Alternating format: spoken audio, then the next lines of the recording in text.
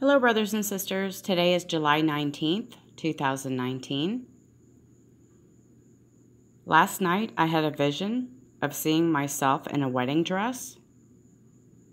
I had a veil on, and I was holding a bouquet of white flowers.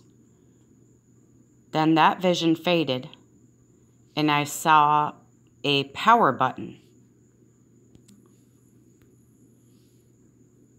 And this is what I saw. I know it's getting really hard to stay strong, brothers and sisters, but we have to just let go and let God and just keep going in His strength alone.